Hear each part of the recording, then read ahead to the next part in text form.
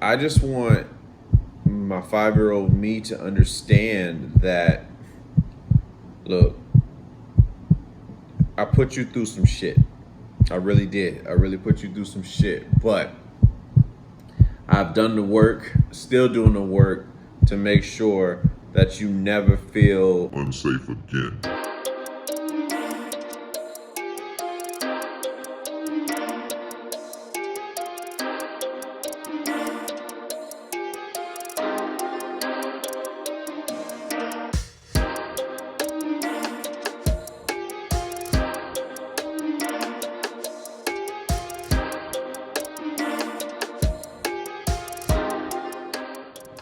What would you say to your 5-year-old inner child? I would inform 5-year-old me that you're okay. I would ensure the safety. I would ensure the type of care that you're going to have growing up. Because when you go through things in life, and you don't always know like the outcome, it causes a tremendous amount of anxiety. And anxiety affects us all in many different ways. And being exposed to certain situations that cause you to fear those that look like you, those who are supposed to take care of you, those that they're supposed to be considered family, or they consider your friends and stuff like that. Like, you go through certain situations when you're about 5 years old that stay with you for about like the rest of your adult makeup, until you get therapy and you recognize these things within yourself. Yeah, you try to be a better person. And I just want my 5-year-old me to understand that I put you through some shit. I really did. I really put you through some shit. But I've done the work, still doing the work to make sure that you never feel unsafe again from anybody. What's crazy is, like, you see my size, you'll see my stature, and it can be intimidating to some, right? But on the inside, it's that 5-year-old inner child that's like fragile as hell, unsure who to trust, not knowing if they're going to do some harm to them. You know what I'm saying? And the way it was explained to me in therapy this week was, you're like, you know what I'm saying? Your inner child doesn't necessarily have to happen when you're 5 years old. It could be a certain situation that happens in your life when you're like, you could be 30, you could be 50, whatever. It's just a point in your life where you didn't have that safety that you thought you had, and it fucks with you. And you have to find that safety within yourself, that it's going to be okay. Now, from reading, I forget his name, but he's a Buddhist monk, and I was reading his book Rehabilitation this week, and he was talking about like how when we're going through anxiety, we're living in the past and all that stuff, but we don't realize in the present moment that we're safe right now.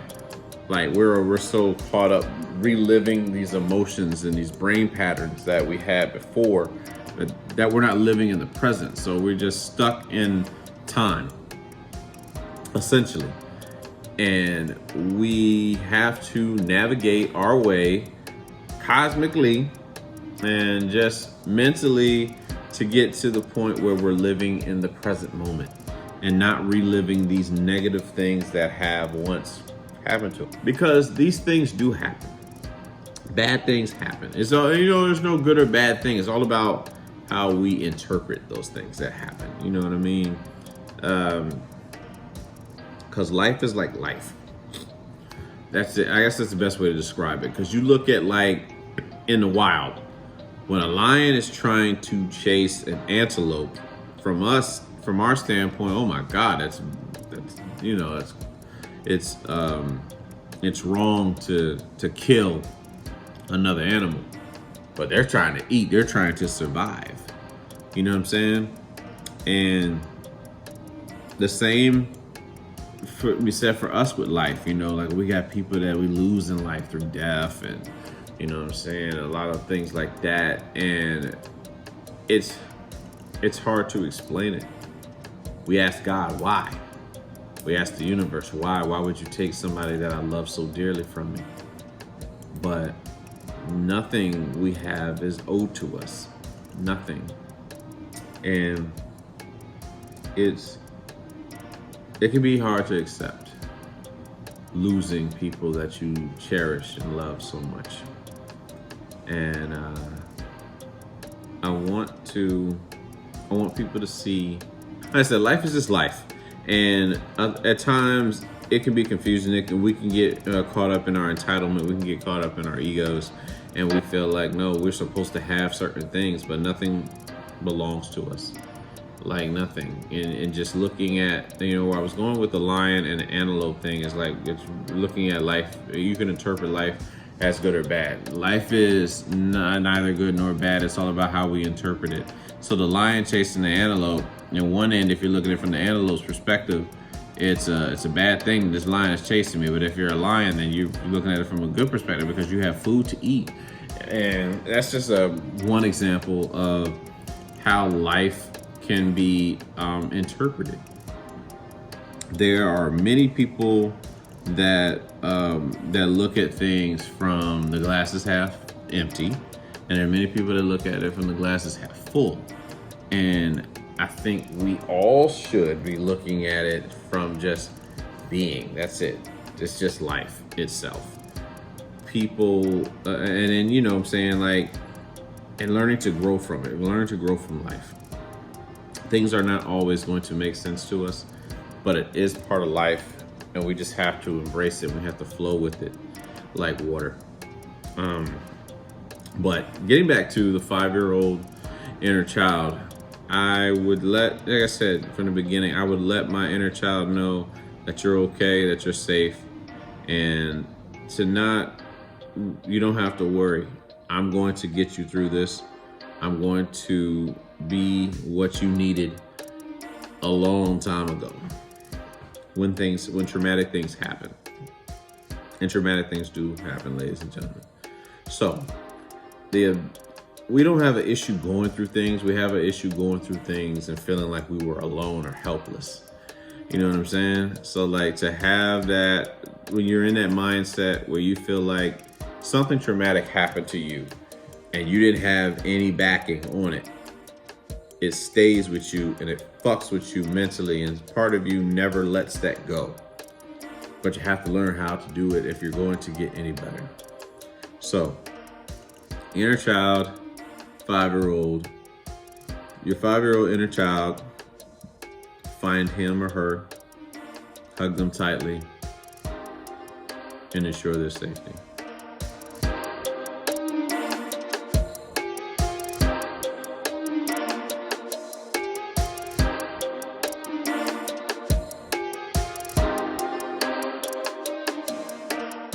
Do you think online dating is better or meeting someone naturally in person? Well, for COVID's sake, I'm going to say online dating is better. Compared to meeting somebody in person, as they say, for the question. But there's nothing like talking to somebody in person. It doesn't get any better. That's what I would say I prefer. One, to detect chemistry, if you have it or if you don't. Because we can be a lot of things online. Be whatever we want. Women will tell you countless number of stories of guys that they talk to. And, you know what I'm saying, they just seem to be this way. And then when they meet them, they were this way. And same for guys. You can talk to a girl and she can be this online and all that stuff, and then you meet her in person and you get catfished or some shit. Both sides getting catfished, and you're not dealing with the same individual. But when you meet somebody in person, and even then they can pretend for however long they want to until they get their obtained goal. You know what I'm saying? But of the two, online dating and meeting someone naturally in person, I would prefer meeting in person because I feel that it's just a more genuine connection. You know what I'm saying? Online dating is like falling for the idea of somebody. Completely for the idea of somebody, because you looking at pictures and your mind runs away with the idea of them and what they look like and all that stuff. But when you actually meet them in person and you get to see them, there's no change in that shit. What you see is what you get. Now, on she might have been looking like you know what I'm saying, she's showing all her headshot pictures and she looked like Kenya Moore, and then she show up looking like Precious. And then you gotta decide, like, hey, you are not. That's not what I ordered. Pretty much, you know what I'm saying. I didn't order that. That's not what I signed. That ain't what I signed up for. Type deal. You know what I mean? And shallow, whatever you want to call it. But I believe you should get what the fuck you want, because ultimately you have to live with that. You know what I'm saying? And that's the truth of the matter. So to say that, I mean, for somebody to just, you know, commonly you'll see a lot of girls, they only tend to, especially like women that tend to be like obese, or people that are, you know, women or even guys that are obese, they'll give you headshots from the neck up type thing. And then you meet them in person and then everything else fell out. You know what I'm saying? Now, I'm not saying that there's anything wrong with obese people besides health risk and all that shit. But what I'm saying is that you hit a part of you for a reason. You know what I'm saying? And you should give that person the opportunity to either turn it down or accept it. But obviously you don't accept it. That's why you hid the shit. You know what I'm saying? Like, we have to be able to bear ourselves in order to be, you have to dare to be seen truly for who you are. And myself included, you know what I'm saying? As far as like daring to be yourself, bare your soul to the world. And for those that love you and truly fuck with you, they're gonna fuck with you. And for those that don't, that's not who you want in your life anyway.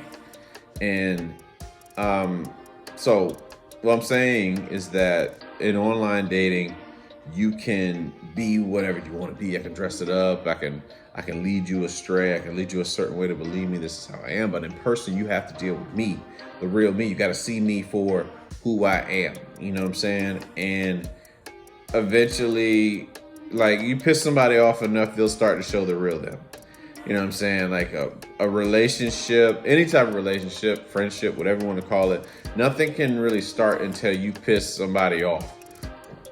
Like, when you get under their skin, that's when people tend to show their true selves, or under the influence, or, you know what I'm saying? So it's like you rub them the wrong way, and when they feel wrong, that's when a lot of people tend to show their true colors and all that stuff. You know what I'm saying? So how a person carries themselves with you when they're angry is the person, that's probably the most genuine reaction that you're going to get out of them. And I'm not advising you to piss people off just to find the genuine you know what I'm saying, reaction or the genuine part of them. But what I am saying is that we tend to wear social masks and not show who we are. But once we feel threatened or something like that, that's when we tend to show that shit. You know what I mean? So, answer the question. Online dating or meeting in person, I prefer to meet in person because I can detect chemistry. I can see who they truly are in person. Your body, you have to accept the body for what it is. See that person for who they are. And I mean, obviously you can make changes to your body, whatever you want to, but it's all about daring to be you. So dare to bare your soul regardless of what anybody thinks, and be accepted for who you are. And those are the people that are meant to, I'll say, appreciate you more than those that fell for the idea of you.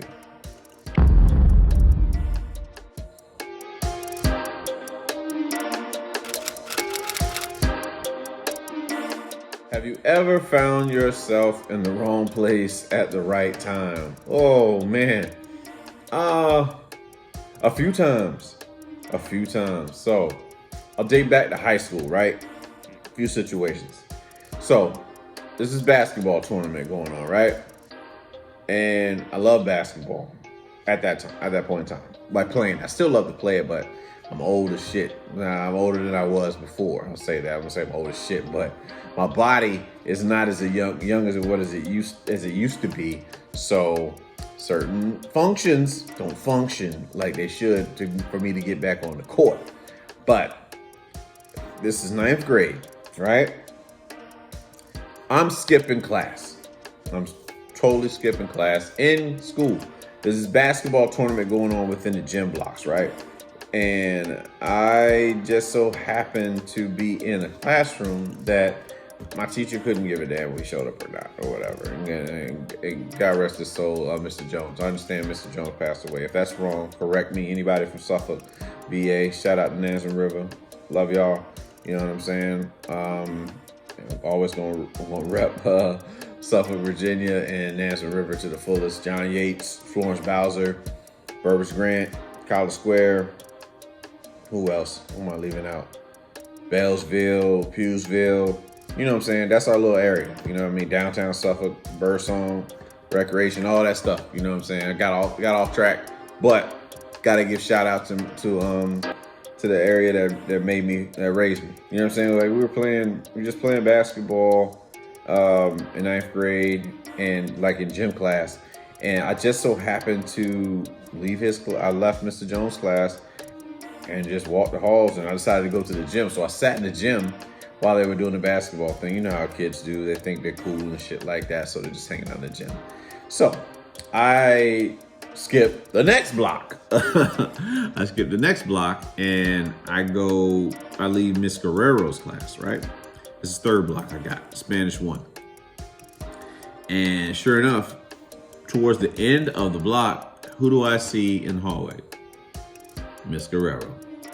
So Miss Guerrero comes up to me and she's like, John, were you in the basket? You were on the basket? You played in the basketball league? Yeah, that's it. That's where I was. Yeah, I was playing in the basketball league. You know what I mean? And then the fifth block was the cheerleading coach, the varsity cheerleading coach, or JV. I don't know, Miss Cofield. Shout out to Miss Cofield. And she took us down there anyway to the gym. And then I had it 7 blocks, so I got to skip the entire day of school to be in the gym and just watch basketball. You know, some of my friends and classmates play basketball because our ass lost. We lost. We couldn't qualify for it. But that's one example. Wrong place, right time. Wrong place, right time. I'll say today. Shit. So I'm on my way to work, right? And I'm driving, and you ever know how you rubberneck and you see like an accident going on? And so I'm looking to the right, and I'm trying to see where the damn accident was. Like, where was the accident? I couldn't see it. Then I saw it at the front.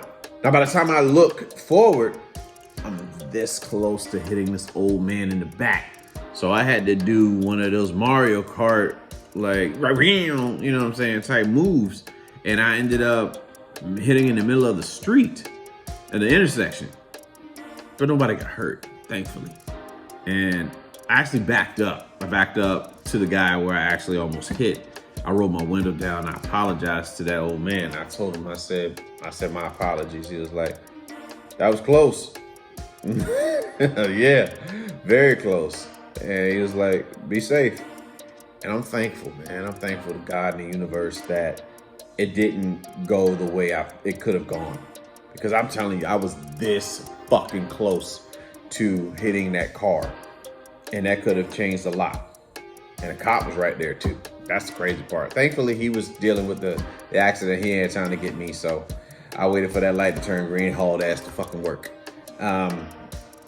Right place, wrong place, right time. In my corruptive days, being with somebody's girl.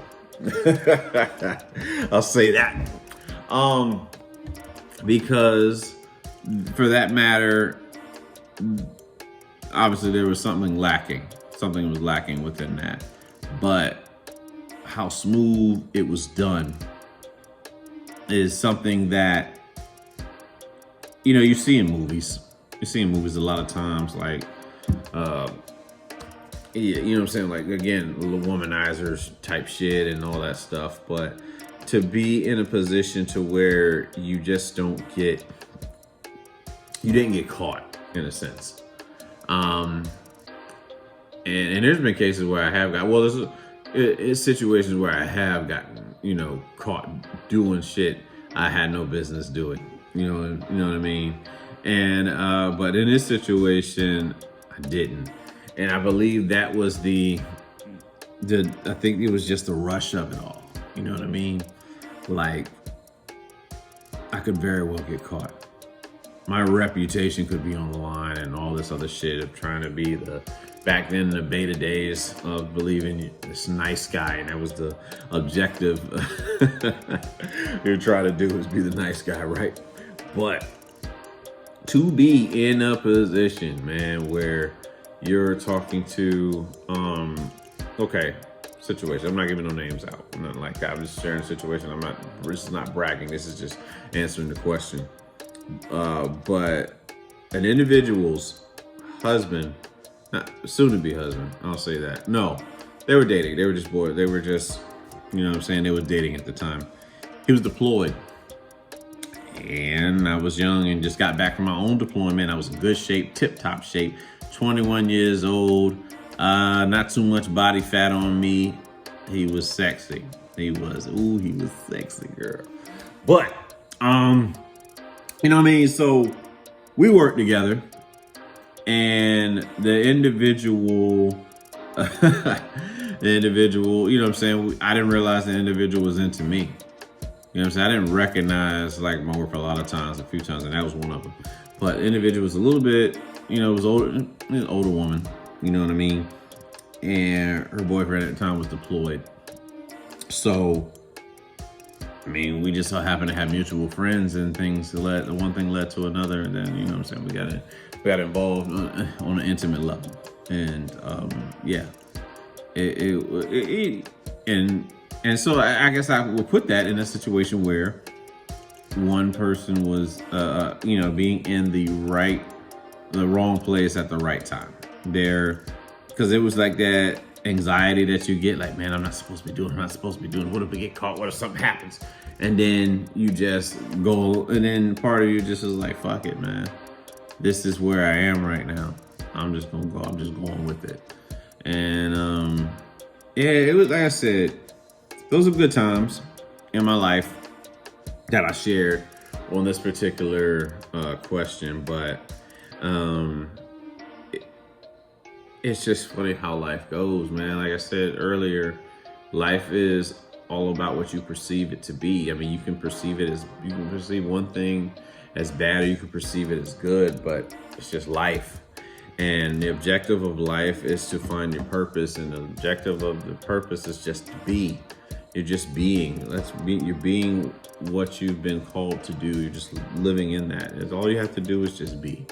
Just being. You know, the act of being. Nothing more, nothing less. So don't attach to any identity. Like, you limit yourself. Like, you know what I'm saying? When you do that, when you attach yourself to an identity versus just being who you are. And being who you are is just being, you know what I'm saying? Living in the present moment and doing and just being right there in that moment. You're just being. I keep sounding like saying the same shit, but that's really what it's about. It's really just about, like, being. I cannot stress that enough, that you're just being. Not really much more to say to that. But I hope that you enjoyed the fables, not say fables, but the testimonies of this particular question, of being in the the wrong place at the right time.